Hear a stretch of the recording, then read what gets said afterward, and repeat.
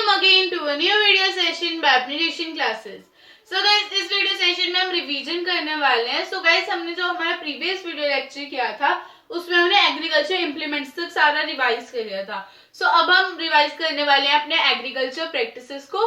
So let's get started. So guys, agriculture practices क्या होती है? ऐसी एक्टिविटीज जो कि फार्मर्स करते हैं प्लांट्स की ग्रोथ के लिए. अब प्लांट्स की ग्रोथ के लिए हम क्या क्या करते हैं? सॉइल को अच्छे से प्रिपेयर करते हैं, उसको उसमें बीजों को बोते हैं, फिर उसमें हम मैन्योर एंड फर्टिलाइजर्स को ऐड करते हैं, फिर हम सॉइल को इरिगेट करते हैं. फिर जब हमारी सॉइल अच्छे से इरिगेट हो जाती है, अच्छे से ग्रो हो जाती है, फिर हम उसको हार्वेस्ट करते हैं एंड हम उसको फिर स्टोर कर देते हैं. सो ये जितना भी प्रोसेस है किस चीज के लिए? प्लांट्स की ग्रोथ के लिए. इरिगेशन के जितने भी प्रोसेसेस है ये क्यों है? ताकि प्लांट अच्छे से ग्रो कर सके, प्लांट की ग्रोथ अच्छे से हो. ठीक है, जब हमने मैन्योर एंड फर्टिलाइजर्स को ऐड किया सॉइल में तो भी वो प्लांट्स की ग्रोथ को अफेक्ट कर रहे हैं, प्लांट्स की ग्रोथ अच्छे से हो रही है. अगर हम इरिगेट कर रहे हैं फील्ड को तो भी प्लांट्स की ग्रोथ अच्छे से हो रही है. अगर हम प्रिपेयर कर रहे हैं सॉइल को पहले तो वो तो फर्स्ट स्टेप होता है हमारी सॉइल को, हमारी क्रॉप को अच्छे से ग्रो करने के लिए. ठीक है, सो ये जितने भी प्रोसेसेस हो रहे हैं क्यों हो रहे हैं? ताकि जो हमारी सॉइल है वो, ताकि जो हमारे प्लांट्स है वो अच्छे से ग्रो कर सके. ठीक है, activities farmers do for the cultivation of plants की मतलब ऐसी एक्टिविटीज जो कि फार्मर्स करते हैं प्लांट्स की कल्टीवेशन के लिए, प्लांट्स की ग्रोथ के लिए, उनको क्या कहते हैं?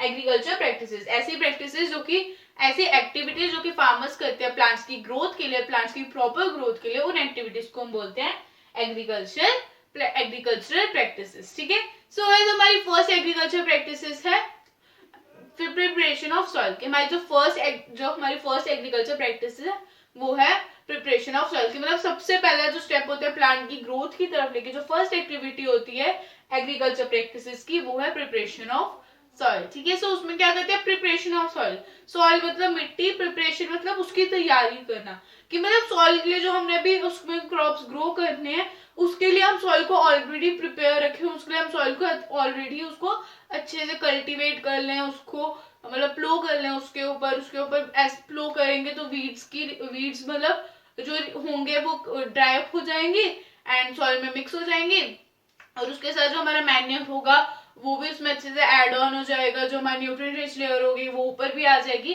सो मतलब ये सब किसकी वजह से होता है? प्लोइंग की वजह से. एंड प्लोइंग किस में आता है? प्रिपरेशन ऑफ सॉइल में. सो प्लोइंग हम क्यों करते हैं सॉइल पे? ताकि जो सॉइल के अंदर जब हमें क्रॉप्स को ग्रो करना हो तो उसमें कोई मुश्किल ना हो एंड वो अच्छे से ग्रो भी कर सके. ठीक है, सो उसको हम बोलते हैं प्लोइंग करना. सो अब ये सब आ जाता है प्रिपरेशन ऑफ सॉइल में. इसलिए इन शॉर्ट हम कर क्या रहे हैं? हम सॉइल को ही तो प्रिपेयर कर रहे हैं ताकि हम उसमें प्लांट को ग्रो कर सके. ठीक है, जो फर्स्ट स्टेप देखते हैं. सो ये जो हमारा प्रिपरेशन ऑफ सॉइल है वो फर्स्ट स्टेप होता है एग्रीकल्चर का. ठीक है, सो मतलब ये सोइंग से पहले किया जाता है. अब देखो बीज बोने के बाद तो हम प्लो नहीं कर पाएंगे ना, क्योंकि अगर एक बार बीज बो दी फिर प्लो नहीं कर सकते. सो मतलब उससे भी पहले होता है, मतलब सोइंग इंपॉर्टेंट प्रोसेस है बट लेकिन जो प्रिपरेशन ऑफ सॉइल है वो फर्स्ट स्टेप है. ठीक है, जो हमारा सोइंग है वो सेकंड स्टेप है, जो प्रिपरेशन ऑफ सॉइल है वो फर्स्ट स्टेप है. सबसे पहले अगर सॉइल प्रिपेयर ही नहीं होगी, अगर देखो कोई बंजर रहती है, कोई मतलब सॉइल बैरन है, सो उसके ऊपर क्या आप ग्रो कर सकते हो? नहीं कर सकते. आपको फर्टाइल सॉइल चाहिए ग्रो करने के लिए क्रॉप्स. सो सबसे पहले आपको प्रिपेयर करनी पड़ेगी ना सॉइल. आपको सबसे पहले सॉइल को प्रिपेयर करना पड़ेगा, तभी आप उस पर क्रॉप्स ग्रो कर सकते हो, तभी आप प्लांट की ग्रोथ कर सकते हो. ठीक है, जब तक आपकी सॉइल ही प्रिपेयर नहीं होगी तब तक आप उसको प्लांट की ग्रोथ कर सकते हो? नहीं कर सकते हो. तो सबसे पहले मतलब सॉइल की प्रिपरेशन होनी चाहिए, सॉइल को अच्छे से प्रिपेयर होनी चाहिए क्रॉप की ग्रोथ के लिए, उसके बाद ही हम उस पर क्रॉप ग्रो कर सकते हैं. सो जो प्रिपरेशन ऑफ सॉइल है वो फर्स्ट स्टेप होता है एग्रीकल्चर का. ठीक है, फिर सेकंड पॉइंट आ गया helps in turning and loosening of soil. कि जो प्रिपरेशन ऑफ सॉइल होता है उसमें क्या होता है कि हम क्या करते हैं? सॉइल को टर्न करते हैं एंड उसको लूजन करते हैं. अब ये किसकी मदद से होता है? प्लो की हेल्प से. ठीक है, जो प्लो होता है वो एक लार्ज फार्मिंग इंप्लीमेंट है जिसमें एक से ज्यादा ब्लेड्स भी लगे हो सकते हैं एंड जो कि यूज किया जाता है कल्टीवेशन, मतलब जो कि यूज किया जाता है प्लोइंग के लिए या टिलिंग के लिए. ठीक है, उसमें हम क्या करते हैं? हम उसमें एक सीड बेड तैयार करते हैं. ठीक है, जैसे जैसे प्लो आगे जाते जाते वैसे वैसे वो हमारी जो लैंड है उसको उसमें लाइंस बनाते जाता है, उसमें सीड बेड बनाता जाता है. ठीक है, सो ये क्या करता है? ये ग्रोथ ये मतलब हमें टर्न भी करता है सॉइल को, लूजन भी करता है. अगर हमारी सॉइल लूजन होगी तो जो हमारी रूट्स है वो अच्छे से डीपली अंदर जा पाएंगी सॉइल के अंदर, और अगर सॉइल लूजन होंगी सो उनको चाहे वो हमारी जो रूट्स है वो कितना भी डीप चले जाए सॉइल के अंदर, उनको उधर भी एयर मिलेगी एंड उधर भी उनको वाटर न्यूट्रिएंट सब मिलेगा। बट कब, जब हमारी सॉइल लूजन होगी, ठीक है। अगर हमारी सॉइल लूजन होगी सो मतलब वो एयर रेटेड होगी, मतलब उसमें एयर अच्छे से जा पाएगी। एयर अच्छे से जा पाएगी इसका मतलब अगर रूट्स हमारे जितनी भी, अगर कितनी भी डीपली चल जाए हमारी रूट सॉइल के अंदर, उनको नीचे, उनको डीप सॉइल में भी उनको एयर मिलती रहेगी, ठीक है। फिर आ जाता है next point, it helps in the growth of earthworms and microbes. कि जो हमारे प्रिपरेशन ऑफ सॉइल है वो क्या हेल्प करता है, मतलब प्रिपरेशन ऑफ सॉइल है। अब आ जाती है बात प्लोइंग की, कि जो प्लोइंग है वो क्या करता है, वो हेल्प करता है फ्रेंडली माइक्रोब्स को बढ़ाने के लिए। इधर हमने क्या लिखा है, it helps in the growth of earthworms and microbes. की क्या करता है, माइक्रोब्स के ग्रोथ में हेल्प करता है एंड अर्थवॉर्म्स की ग्रोथ में भी हेल्प करता है। माइक्रोब्स एंड अर्थवॉर्म्स की ग्रोथ में हेल्प करने का क्या मतलब है कि ये अर्थवॉर्म्स को सॉइल के अंदर बढ़ाते हैं। और जो अर्थवॉर्म्स होते हैं उनको फार्मर्स का फ्रेंड भी कहा जाता है, क्योंकि वो सॉइल में ह्यूमस प्रोवाइड करते हैं, ठीक है। जो डेड ऑर्गेनिक मैटर्स होते हैं उनको वो ह्यूमस में कन्वर्ट करने में हेल्प करते हैं। जो फ्रेंडली माइक्रोब्स होते हैं वो प्लांट्स की ग्रोथ में भी हेल्प करते हैं, ठीक है। सो ये उनका नंबर को इंक्रीज करता है, बट ये सिर्फ फ्रेंडली माइक्रोब्स को ही बुलाता है, ये हार्मफुल माइक्रोब्स को नहीं बुलाता जो कि हमारी क्रॉप्स को हार्म करते हैं। सिर्फ उन्हीं माइक्रोब्स की क्वांटिटी को इंक्रीज करता है जो कि फ्रेंडली होते हैं, ठीक है। फिर आ जाता है ploughing helps to make the soil aerated. मैंने यही बात आपको बताई कि अगर प्लोइंग होगी तो मतलब हमारी सॉइल लूजन होगी, और लूजन होगी सो इसका क्या मतलब है कि वो सॉइल अच्छे से वो एयरेटेड होगी, उसमें अच्छे से हवा चली जाएगी, और अगर हमारे रूट्स भी जितने भी डीपली चल जाए सॉइल के अंदर उनको एयर अच्छे से मिल जाएगी। सो गाइस हमारा फर्स्ट टॉपिक यहाँ पर ही खत्म हो जाता है। अभी आप इसका स्क्रीनशॉट ले लो, फिर हम आ जाते हैं सेकेंड टॉपिक पे।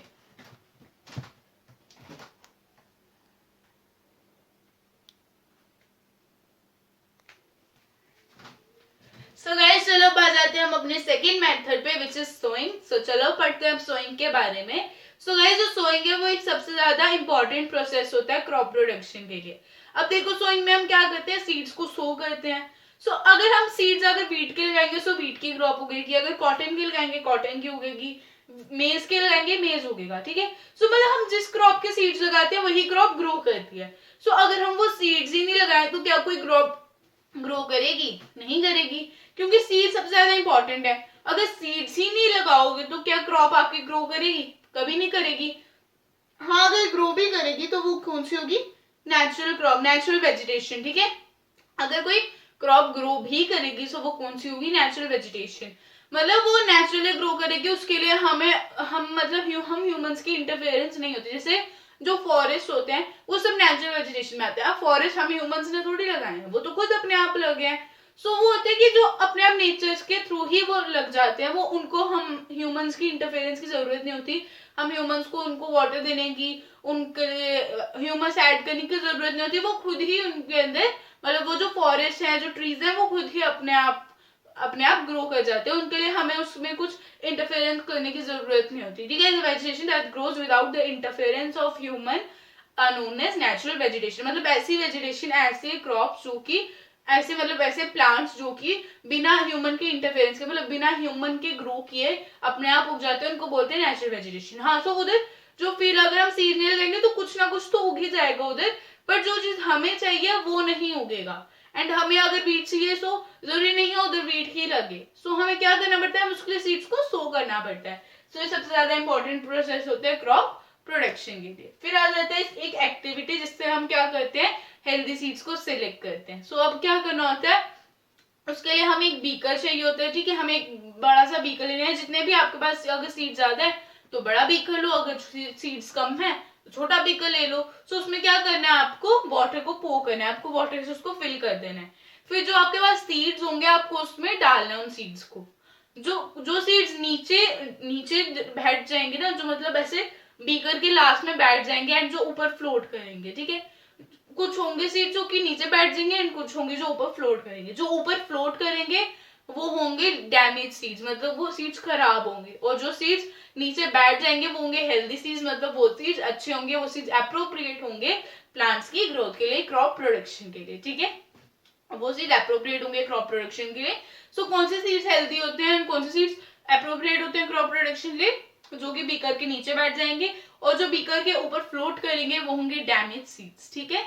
और वो लाइट होते हैं, देखो जो डैमेज सीड्स होते हैं वो लाइट होते हैं वेट में, जिसकी वजह से वो ऊपर फ्लोट करते हैं। जो हेल्दी सीड्स होते हैं वो हैवी होते हैं, जिसकी वजह से वो नीचे बैठ जाते हैं। सो जो ऊपर फ्लोट करते हैं वो डैमेज सीड्स होते हैं, एंड जो नीचे बैठ जाते हैं वो हेल्दी सीड्स होते हैं। सो अब हमने एक्टिविटी भी डिस्कस कर ली। अब हमारे जो सोइंग है उसके 2 मेथड्स होते हैं, एक तो ब्रॉडकास्टिंग और एक हमारे पास एक ट्रेडिशनल टूल होता है जिसमें साथ एक फनल और एक पाइप लगी होती है, और एक आ जाता है सीड ड्रिल। ठीक है, सो जो हमारा ब्रॉडकास्टिंग है, जो हमारा प्रोसेस है इसमें, वो है ब्रॉडकास्टिंग। सो इसमें आता है scattering of seeds with hands is called broadcasting. की मतलब जब हम सीड्स को हाथों से पूरी फील्ड में स्कैटर करते हैं, पूरी फील्ड में फेंकते हैं, पूरी फील्ड में हम उनको फैलाते हैं, सो उसको हम बोलते हैं ब्रॉडकास्टिंग। बट जो ब्रॉडकास्टिंग है वो एक अच्छा प्रोसेस नहीं है, क्योंकि जो ब्रॉडकास्टिंग है उससे क्या होता है कि देखो, अगर आप ब्रॉडकास्टिंग करोगे अपने हैंड से कर भी रहे, तो जरूरी नहीं है कि वो सॉइल के अंदर सो ही हो जाए।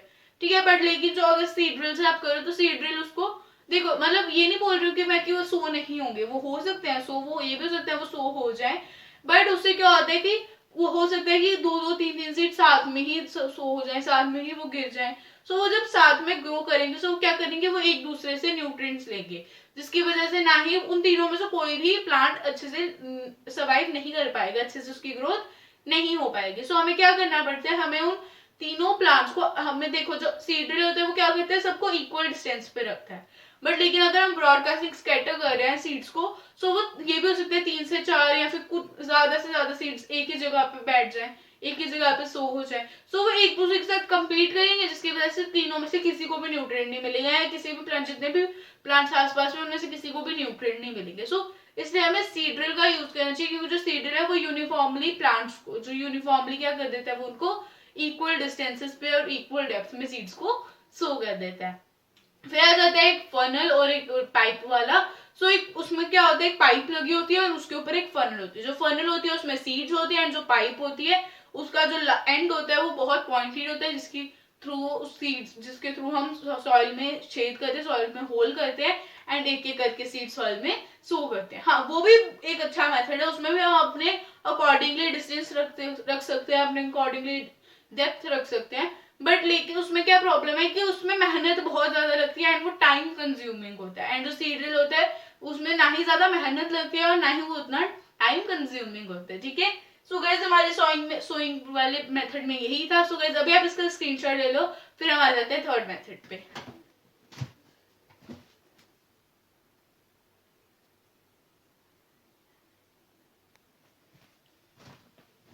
सो गाइस चलो आ जाते हैं हम अपने थर्ड स्टेप पे। सो हमारे थर्ड स्टेप है एडिंग मैन्योर एंड फर्टिलाइजर्स।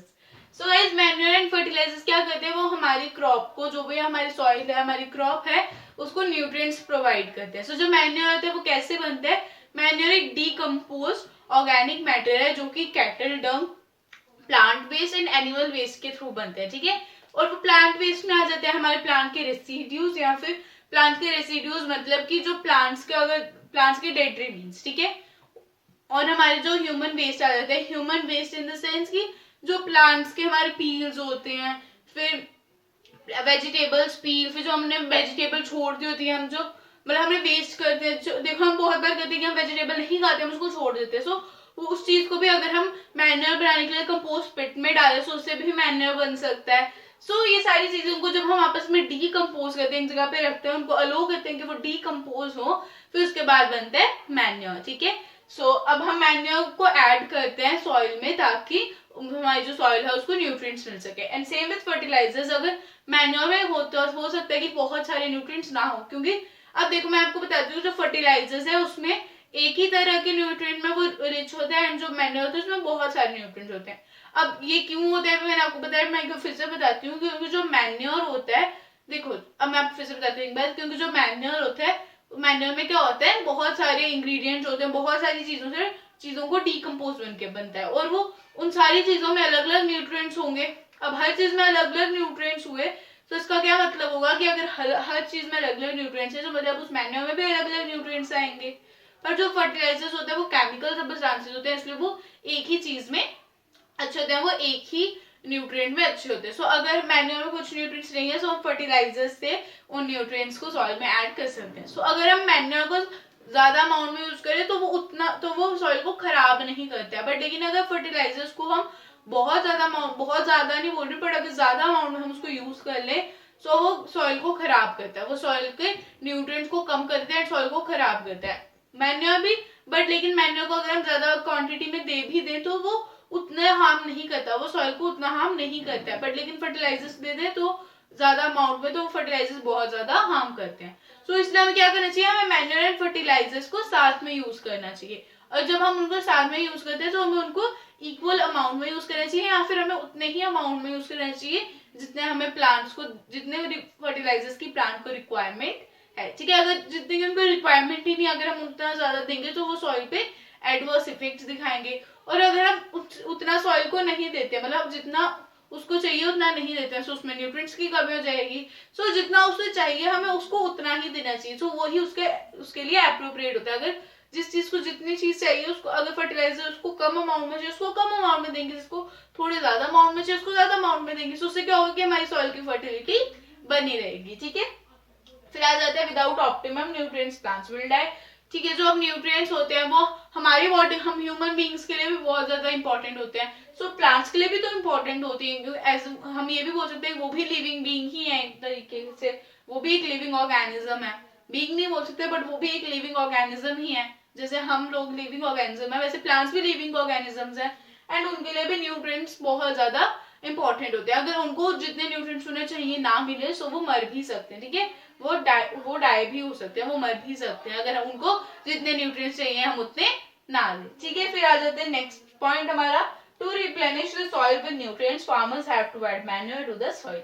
कि अगर हमें सॉइल में न्यूट्रिएंट्स लाने हैं, देखो अब क्या, मैं जैसे जब मैं आपको राबी क्रॉप, खरीफ क्रॉप एंड जायद क्रॉप के बारे में रिवाइज कराई थी तो मैंने आपको बताया था कि आप देख सकते हो कि जैसे इसी सीजन में हम काटे हैं उसी सीजन में हम फिर से ग्रो भी करें। तो उसका क्या मतलब है कि हम जो हमारी सॉइल है उसको टाइम ही नहीं दे रहे कि वो जो न्यूट्रिएंट्स उसने दूसरी सॉइल को दिए हैं पहले वाली, वो फिर से उसको रिप्लेनिश कर पाए। हम बार बार उसमें क्रॉप्स लगाते जा रहे हैं बट लेकिन उसको अलो भी नहीं कर रहे हैं कि वो फिर से अपने न्यूट्रिएंट्स को रिप्लेनिश कर सके।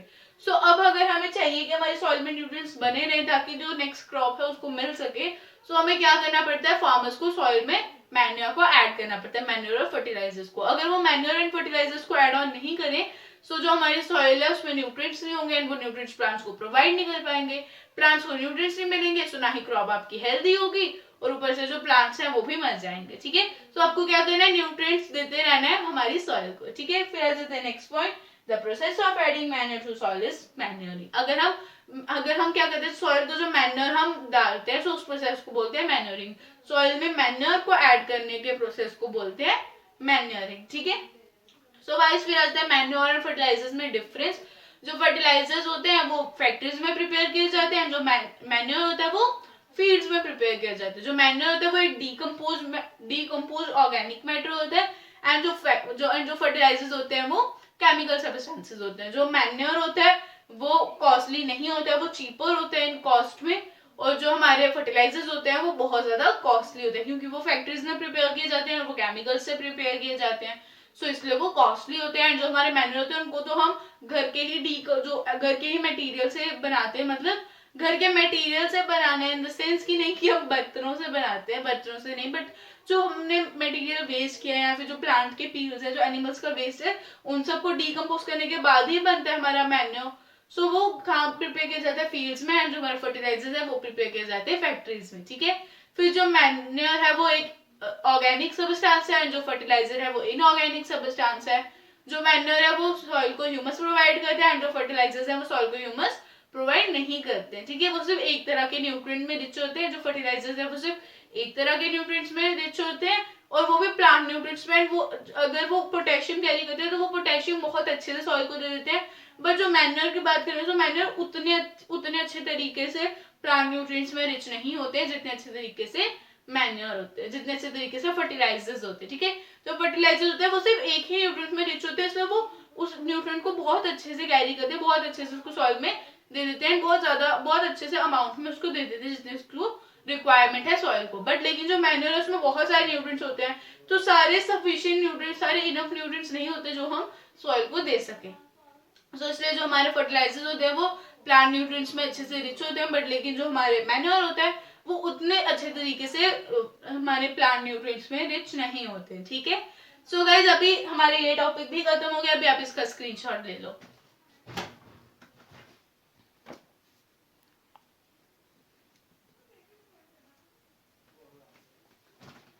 सो गाइस बाकी हमारे प्रोसेसेस बच गए, irrigation, harvesting and storage. So guys in processes को हम नेक्स्ट वीडियो लेक्चर में डिस्कस करेंगे। सो गाइस आई होप आपको आज का वीडियो लेक्चर पसंद आया होगा। सो गाइस पसंद आया तो लाइक कर दो, चैनल को सब्सक्राइब नहीं किया so guys please do subscribe to our channel. Bell icon को दबाना बिल्कुल भी मत भूलना, क्योंकि बेल आइकन के थ्रू आपको सारी नोटिफिकेशंस टाइम पे मिलेंगी। And guys if you have any doubt do comment in the comments below, and guys I will meet in my next video. Till then take care, stay home, stay safe, bye guys.